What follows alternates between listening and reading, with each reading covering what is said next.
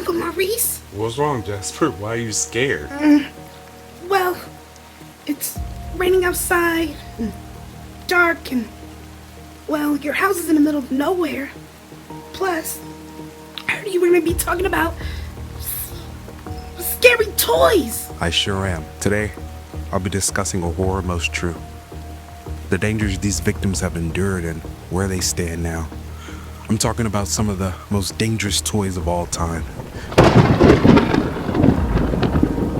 And if you were a kid at some point like me, chances are you remember a few of these toys. Maybe you begged your parents for one on Christmas. Maybe you played with it every day after school, and maybe, just maybe, it was recalled for being wildly unsafe. The thing is, we didn't always know how dangerous some of these toys actually were. And back then, companies were pushing the boundaries of innovation because sometimes, without fully thinking through the consequences, from dolls that chewed through fingers and radioactive elements and beads that turned into date rape drugs when swallowed, this is not an exaggeration. These recalls weren't just paperwork. They were often a result of kids getting seriously hurt, some even unalived. So let's dive into some of the craziest toy recalls of all time and why these once popular toys were pulled from the shelves, and in some cases, from our memories. From our memories? Can they do that? You know, it's like they wanted us to forget what happened. But for this 1996 doll, how could we forget? The Cabbage Patch doll, but not the cuddly kind. This was the Snacktime Kid version. This is a motorized doll that would chew up pretend plastic food when you fed it, like shown here. However, the mechanism had no off switch and didn't differentiate between a plastic carrot and a child's hair or finger. If something went into the mouth, it was getting chewed. No questions asked. Within months, reports started rolling in. Kids were getting their fingers painfully pinched or their hair caught in the doll's mouth, pulled so tightly that scissors were the only way to set them free. Some parents reported that their kids screamed in panic as the doll wouldn't stop, wishing the doll would take mercy on them this one time. Though there were no permanent injuries, Mattel pulled about 500,000 units off the shelves in early 1997. Uncle Maurice, are all of these gonna be scary toys? Well, Jazz, I guess we'll have to keep going to find out. What made this recall so wild was that there was never a formal Consumer Product Safety Commission order. Mattel just pulled the plug and quietly offered $40 refunds. Still, the image of a doll that literally would not stop eating made it a media punchline and one of the strangest toy flops of the decade. But if we go back a few decades, we'll find what I personally think is the wildest toy on this list. In the early 1950s, America was obsessed with science, especially atomic energy. It was the dawn of the nuclear age, and the Cold War just sparked national interest in chemistry, physics, and all things radioactive. Capitalizing on this trend, the A.C. Gilbert Company, best known for their Erector sets, well, they released what may be the most dangerously ambitious educational toy ever. The Gilbert U238 Atomic Energy Lab, priced at $49.50. The kit was aimed at young aspiring scientists. It include 4 types of real uranium ore, a Geiger counter, an electroscope, a cloud chamber, and a manual instructing kids on how to detect radiation and trigger nuclear reactions at home. While the intent was educational, the execution was bad. The uranium samples were supposedly low level, but still, actual radioactive material, which kids were encouraged to handle with minimal protection. There were warnings in the manual, but safety standards in 1950 were a far cry from what they are today. Although no public health incidents were directly tied to the kit, its existence alone eventually made it one of the most infamous toys in history. Due to low sales and growing concerns over radiation exposure, it was quietly pulled from the market after just a year. Today, the Gilbert U238 set is more of a museum curiosity or dark trivia fact, but it remains a wild example of how different attitudes towards science and safety were in a post-war era.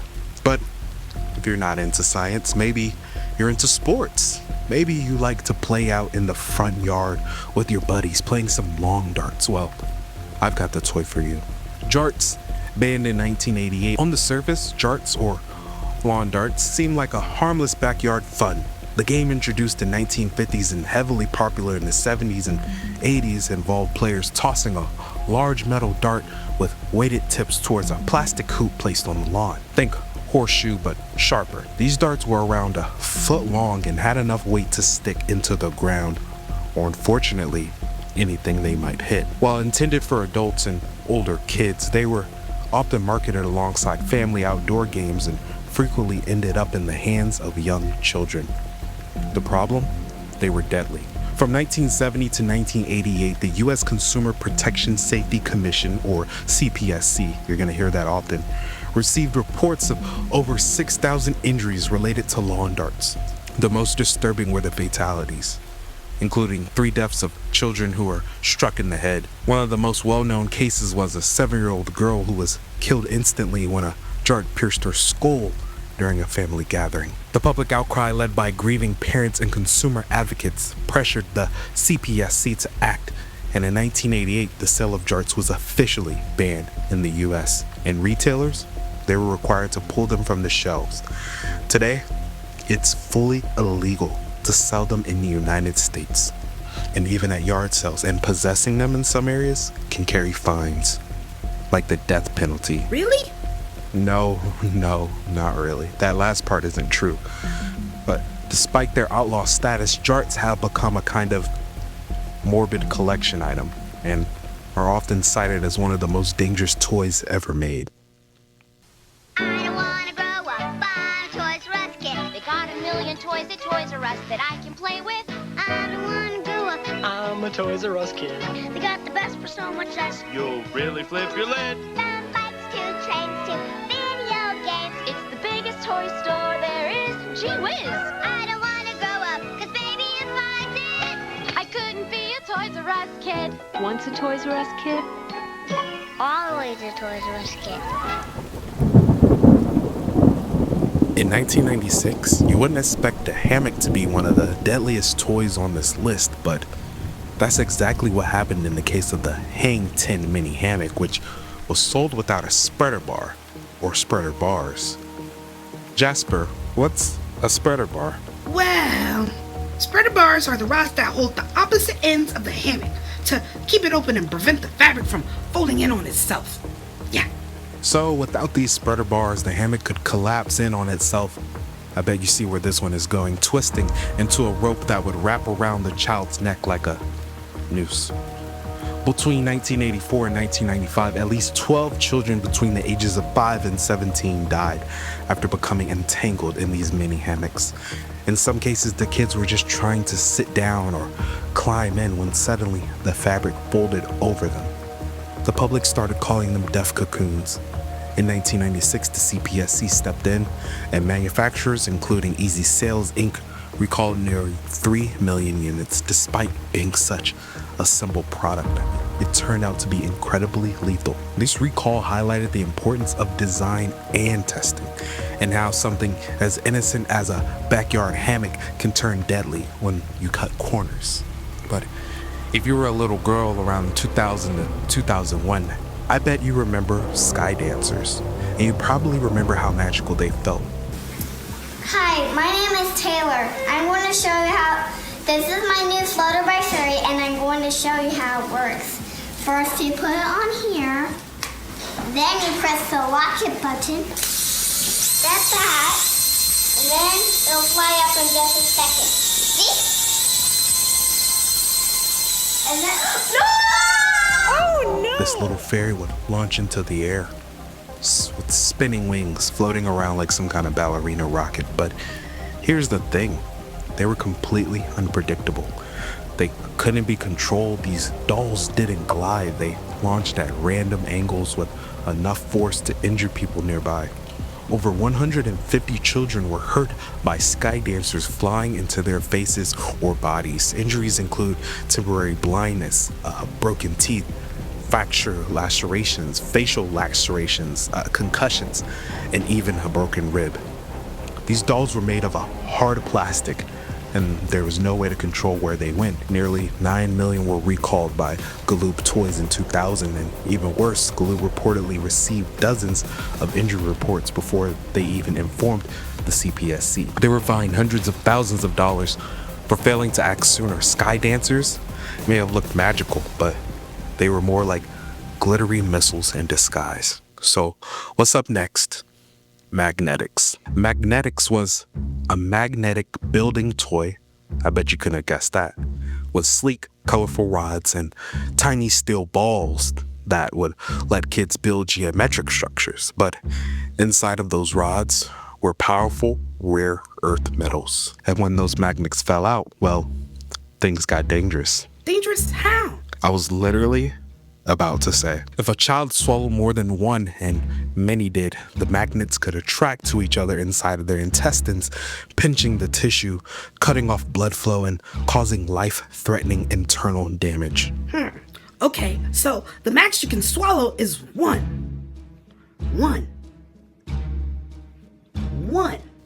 Yeah, if you're gonna eat them, eat just one. Unfortunately, a 22-month-old boy died after swallowing multiple magnetic pieces. At least 4 other children needed emergency surgery for perforated intestines, and dozens were hospitalized. The CPSC issued a recall in 2006 for 3.8 million sets and expanded it in 2007. Later, Mega Brands, who's Magnetix's original maker, was fined $1.1 million for failing to report early complaints. This recall shook the industry, triggering new safety standards for magnetic strength and size in children's toys.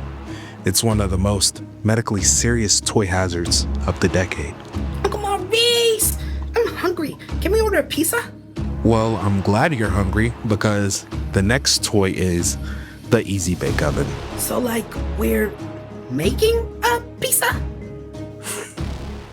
The Easy Bake Oven, a classic nostalgic toy that got a redesign in 2007 that turned out to be a dangerous flaw. The front-loading version had a slot-style door where kids could slide food in and out, but children were getting their hands and fingers stuck inside, with the heating element just inches away. Over 250 reports came in about kids' fingers being trapped, being burned alive. There were 77 burn injuries reported, many of them second or third degree burns. One 5-year-old girl suffered such severe injuries that part of her finger had to be amputated. At first, Hasbro tried to fix the problem with the repair kit, but the injuries continued, forcing a full recall. Over 1 million units were pulled from the market. The incident reminded parents and manufacturers that even nostalgic toys need to be held to modern safety standards. An oven is still an oven, even if it's made for kids. So let's wrap things up with a silly toy that turned out to be surprisingly dangerous. Chicken Limbo. Ever heard of it? Chicken Limbo was an interactive game where a plastic chicken sat on a limbo stick, playing music while kids danced under it, but the support poles weren't secure. They'd collapse easily, sending the hard plastic bar crashing down. There were 46 reports of injuries, from chipped teeth to bruises and even a broken foot. Over 460,000 units were recalled in 2006. It wasn't toxic. It didn't involve fire or magnets. It just didn't stay upright. And for a game that's literally about dancing under a bar, that's kind of a deal breaker. It's a reminder that even the most innocent looking toys can cause problems if the design isn't safe. Toy recalls that range from terrifying to deadly. These toys were on Christmas lists, birthday lists, in classrooms, on playgrounds. Some were holiday bestsellers, others were childhood favorites. But behind the fun was a reminder that safety should never be an afterthought, especially when kids are involved. Kids like my nephew Jasper. Whether it's dolls that chew fingers or beads that cause comas, these stories show that even the most colorful, playful objects can hide serious danger. If you had any of these toys growing up, please let me know in the comments. And if you survived a sky dancer to the face, I hope you're okay. Thanks for watching. Hit the like and subscribe if you got to the end of this video. Heck, even if you watch the first seconds of this video. And I'll catch you guys in the next one.